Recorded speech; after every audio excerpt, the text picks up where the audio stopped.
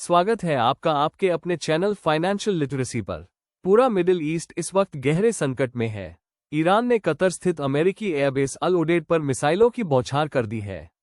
Qatar सरकार ने इस हमले को एक चौंकाने वाला हमला बताया है और साथ ही स्पष्ट किया कि उनकी डिफेंस सिस्टम ने 6 मिसाइलों को हवा में ही नष्ट कर दिया, जबकि एक मिसाइल बेस के अंदर गिरी जिससे हल्की आग लगी, लेकिन कोई हताहत नहीं हुआ। इस बीच ट्रंप ने दावा किया कि सीजफायर हो गया है, लेकिन ईरान और कतर दोनों ने इसे साफ तौर पर नकार दिया और कहा कि अभी तक कोई औपचारिक समझौता नहीं हुआ है। इस वीडियो में हम विस्तार से बात करेंगे। इस हमले की टाइमलाइन क्या रही, कतर ने इस पर कैसी प्रतिक्रिया दी, बाजार पर इसका क्या असर पड़ा और भारत के लिए इस घटनाक्रम के क्या मायने हैं।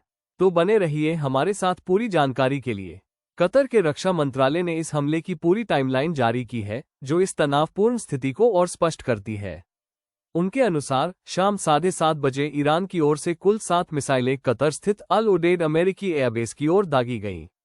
इनमें से 6 मिसाइलों को कतर की आधुनिक डिफेंस सिस्टम ने सफलतापूर्वक इंटरसेप्ट कर हवा में ही नष्ट कर दिया, जबकि एक मिसाइल एयरबेस की सीमा के अंदर जाकर गिरी। इस टक्कर के कारण हल्की आग लग गई, लेकिन कोई भी व्यक्ति हताहत नहीं हुआ। इस घटना के कुछ ही घंटों बाद कतर के अधिकारियों ने पुष्टि की कि कुल 19 मिसाइलें ईरान से दागी गई थीं, जिनमें से कुछ इराक में मौजूद अमेरिकी बेसों की ओर भी लक्षित थीं। सोशल मीडिया पर एक वायरल वीडियो भी सामने आया, जिसमें कतर की एंटी मिसाइल डिफेंस सिस्टम को लाइव एक्शन में देखा गया, जहां रॉकेट्स को हवा में ही खत्म किया जा रहा था। जिस मिसाइल ने एयरबेस को छुआ, उसके शार्पनल से छोटी मोटी आग लगी, जिसे तुरंत फायर ब्रिगेड और आपातकालीन सेवाओं ने कंट्रोल कर लिया। ये हमला साफ तौर पर एक गंभीर सुरक्षा चुनौती था, लेकिन कतर की तत्काल और सटीक प्रतिक्रिया ने बड़े नुकसान को टाल दिया। कतर के विदेश मंत्रालय की ओर से डॉक्टर माजेद अल अंसारी ने एक आधिकारिक प्रेस कॉन्फ्रेंस में ईरान द्वारा किए गए मिसाइल हमले की कड़ी निंदा की। उन्होंने इस हमले को एक चौंकाने वाला और अस्वीकार्य कृत्य करार दिया, जो कतर की लंबे समय से निभाई जा रही मध्यस्थता की भूमिका को ठेस पहुंचाता है। अल अंसारी ने यह भी स्वीकार किया कि ईरान ने हमले से पहले कतर को औपचारिक सूचना दी थी, लेकिन इसके बावजूद इस प्रकार का हमला क्षेत्रीय शांति प्रयासों के खिलाफ माना गया। कतर ने स्पष्ट किया कि उसका कोई पक्ष नहीं है और उसकी भूमिका पूरी तरह न्यायसंगत और तटस्थ है। अल अंसारी ने कहा, हम किसी देश का पक्ष नहीं ले रहे हैं। हमारा उद्देश्य केवल क्षेत्र में शांति और संवाद को बढ़ावा देना है। उन्होंने ये भी दोहराया कि कतर ने पहले दिन से ही इस क्षेत्रीय तनाव को गंभीर बताया था और चेताया था कि अगर हालात नहीं संभाले गए तो पूरा मिडिल ईस्ट एक खतरनाक मोड़ पर पहुंच सकता है। कतर ने सभी देशों से संयम बरतने और कूटनीतिक समाधान की ओर लौटने की अपील की।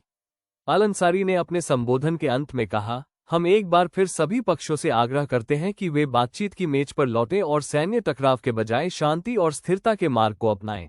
ये बयान बताता है कि कतर इस पूरे घटनाक्रम में अपनी शांति दूत की भूमिका बनाए रखना चाहता है, लेकिन उसकी सहिष्णुता की भी एक सीमा है। ट्रंप ने अंतर्राष्ट्रीय मीडिया के सामने एक बड़ा दावा करते हुए कहा कि सीजफायर हो चुका है और जल्द ही दोनों पक्ष शांति बनाएंगे। ये बयान आते ही वैश्विक बाजारों में हलचल कम होने लगी और निवेशकों में थोड़ी राहत देखी गई। लेकिन कुछ ही मिनटों बाद ईरान के विदेश मंत्री अब्बास अराघची ने इस दावे को साफ तौर पर खारिज कर दिया। उन्होंने कहा कि अभी तक कोई औपचारिक युद्धविराम या समझौता नहीं हुआ है। साथ ही उन्होंने ये स्पष्ट किया कि यदि इजरायल सुबह 4 बजे से पहले अपने सैन्य हमले रोक देता है, तो ईरान भी अपनी प्रतिक्रिया रोक देगा, वरना जवाबी कार्रवाई जारी रहेगी। अराघची का ये बयान ट्रंप के दावे के तुरंत बाद आने से कई सवाल खड़े हो गए हैं। क्या ट्रंप ने जल्दबाजी में राजनीतिक लाभ के लिए ये बयान दे दिया? क्या यह एक सोची समझी रणनीति थी ताकि बाजारों को स्थिर किया जा सके और वैश्विक निवेशकों का मनोबल बना रहे? या फिर यह एक तरफा घोषणा थी जिसके पीछे वास्तविक कूटनीतिक सहमति का अभाव था? ये स्थिति ट्रंप की विश्वसनीयता और अमेरिका की कूटनीतिक रणनीति दोनों पर सवाल खड़े करती है। इस पूरी घटना का सीधा असर वैश्विक बाजारों में अस्थिरता के रूप में देखा गया। ईरान कतर हमले और ट्रंप के असमंजसपूर्ण सीजफायर दावे के बीच ब्रेंट क्रूड की कीमत $80 से नीचे गिर गई, जो तेल बाजार के लिए एक बड़ा संकेत है कि निवेशक अब अनिश्चितता के कारण सतर्क हो रहे हैं। शुरुआती क्षणों में नैस्डैक और S&P 500 में तेजी देखने को मिली, शायद ट्रंप के बयान का असर था, लेकिन जैसे ही ईरान का खंडन आया, बाजारों में फिर से गिरावट दर्ज की गई। डॉलर इंडेक्स इस दौरान मजबूत बना रहा, जिससे ये साफ हुआ कि निवेशक डॉलर को एक सुरक्षित विकल्प के रूप में देख रहे हैं। भारत पर भी इसका मिश्रित असर पड़ा है। एक तरफ कच्चे तेल की कीमतें गिरने से तेल कंपनियों को राहत मिल सकती है, जिससे महंगाई पर भी थोड़ी लगाम लग सकती है। लेकिन दूसरी ओर गल्फ रूट में बढ़ते सुरक्षा जोखिमों की वजह से भारतीय एयरलाइंस को नुकसान उठाना पड़ रहा है, उड़ानों के रूट बदलने, सुरक्षा खर्च बढ़ने और यात्राओं में देरी जैसे कारकों के कारण।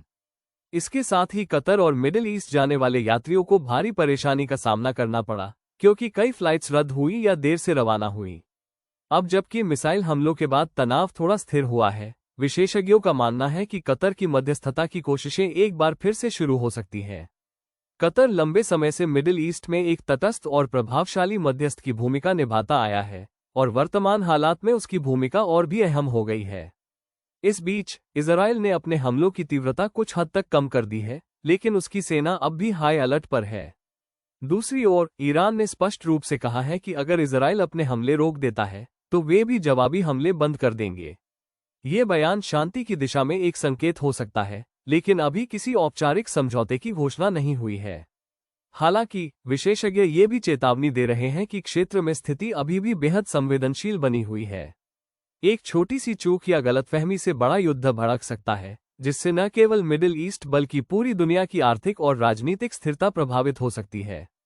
इसके साथ ही अमेरिका में चुनावी साल चल रहा है, और यह आशंका जताई जा रही है कि डोनाल्ड ट्रंप इस मुद्दे को राजनीतिक हथियार की तरह इस्तेमाल कर सकते हैं, खुद को एक वैश्विक शांति दूत के रूप में पेश करने के लिए।